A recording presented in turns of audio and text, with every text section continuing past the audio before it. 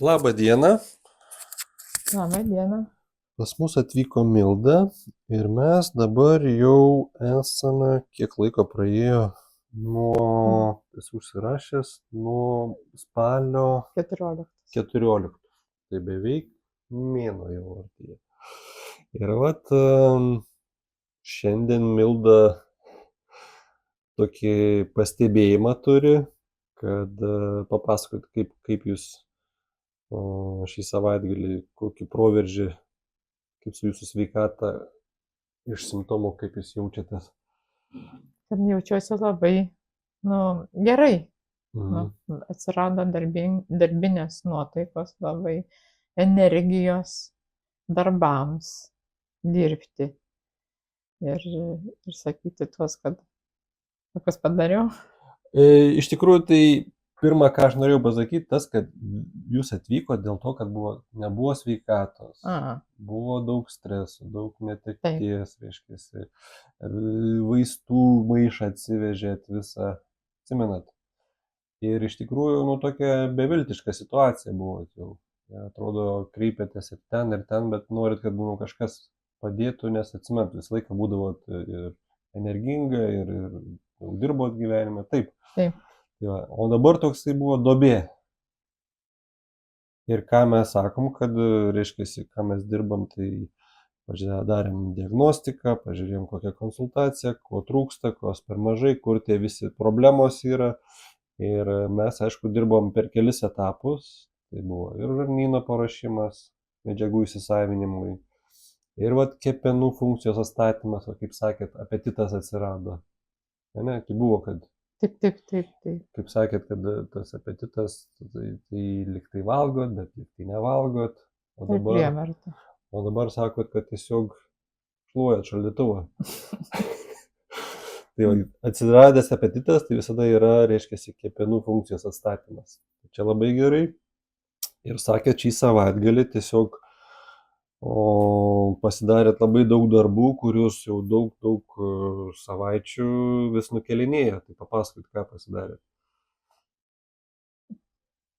Burokėlius užsimarinavau, kurie buvo nukelti visai tolyn ir visai nedaryti. Tiesiog rankos nekilo. Nekilo rankos, nebuvo energijos, nebuvo jokios nuotaikos tokios darbams įkvėpti. Ir tada pasidariau labai daug darbų prie namų tenai susitvarkėt. Prie namų. Darželį didelį pasidariau, įsigražinau, vienu žodžiu pasiruošiau pavasariui. Ir dar ant kapų nuėjau. Ir dar į kapines nuvažiavau susitvarkyti.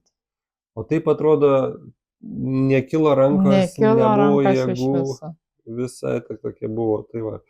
Ir ką mes norim tom pasakyti, tiesiog užfiksuoti, kad iš karto nebuvo taip, kad efektas. Reikėjo, kiek čia, 4 savaitės, kad praeit. Ir paskui dar su vaikščiojimu būdavo, praeidavau jau ne po daug išeini, kad prasivėdini. Sutikau tokią draugę, kuri tenais irgi, jau seniai nesimatė. Aš vaikščiau pati viena išėjus ir tada prisijungė jinai, sako, davai einam, mes čia Dainų parke, jeigu žinote Dainų parką. Vienu žodžiu, mes ten sukome ratus. Aš nežinau, ta programėlė mane įsibalansavus dabar, nežinau, ten tų kilometrų, kiek mes padarėm, bet daug, tikrai daug. Ten tų jau žingsnių nebeskaičiuojam, kad tenais jau mes virš 10 000 žingsnių, kaip sako, būtinai praeiti, tikrai ten žymiai daugiau. Labai tokia paskui dulksna buvo, vis tiek mes jiem kapešonus pasistatėm. Ir paskui, kada stiprus užėjo. Vienu žodžiu, aš pati stebėjau, kojos pačios kilnojosi. Tokia vidinė energija. Taip. Aš galvoju, nei skaudėja, kur kad būtų ten raumenis, ten ką, absoliučiai.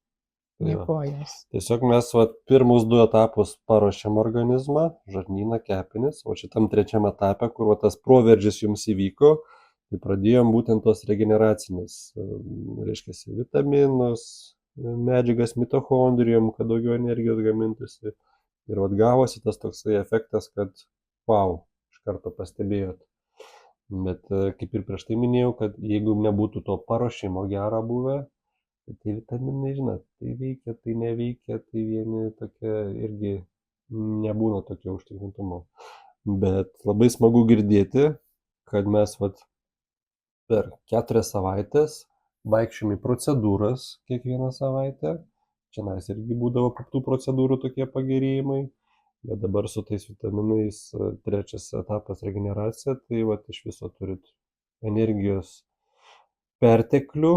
Tik svarbiausia dabar tą energiją labai gerai nukreipti tinkamą reikmę, sveikatai, darbams.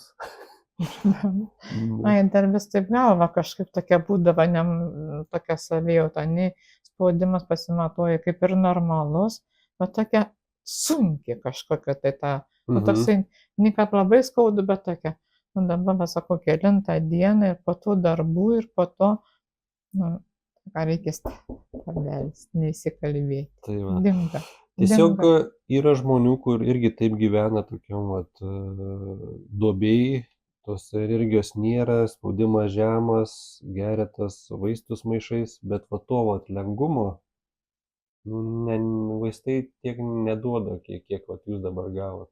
Tai čia ir bandau tą paaiškinti, kad pagal mūsų sistemą dirbant, paruošiant viską organizmą, mes galim atstatyti energiją, gyvenimo džiaugsmą ir tą matot. Ir vaikščiot galit per bet kokį orą, ir darbus pasidarot. Tai čia ir yra, kad organizmas jis yra gyvas. Ir mūsų tam stengiamės šitą darbą dirbti. Yra svarbu, kaip sakoma, pastiprinti organizmą. Ateis po to mes pertrauką padarysim, ateis pavasaris, vėl sugrįšit, pasižiūrėsim kas. Ir tokiu būdu palaikyti, kad jis būtų pastoviai tokiam aukštam lygiai. Nenusileisti tas duobės visiškai. Nenoriu jau sugrįžti tą etapą. Tiesiog, kai pajaučiat, kaip buvo blogai ir kaip gerai jaučiatės, aš sakyčiau, labai greitai per 4 savaitės, tai žmonėm daug reikia stengtis, kad taip sakyti. Tai aš tikrai džiaugiuosi jumis, didžiuojamis, kad taip žingsnį žengėt, kad rekomendavo jums ir... Aš irgi džiaugiuosi, kad atradau tokį. Neišsigandot, reiškia, kažkokių naujovių ir taip toliau. Ir dabar galėsit savo būti mums pavyzdys, vizitinė kortelė. Ir visur, kur eisit, aš gerai jaučiuosi. Kitas nesupras, kaip ten gali, ne? Taip pat. Turi praeiti visą tą dalyką. Turi praeiti. Kol nepraeini, tol sunku pasakyti žmogui. Dėl to ir darom tokius video, kad tikrai nesumeluotos, reiškia, emocijos, žmogus sako, kaip yra iš tikrųjų. Ir nors prieš savaitę dar nebuvo tų tokių proveržių, o dabar kaip tik sutapo. Toks atsirado, toks momentas kažkoks, toksai, pakilimas. Tai dar kartą džiaugiamės, ačiū, kad pasidalinot. Ir tada iki sekančio. Ačiū.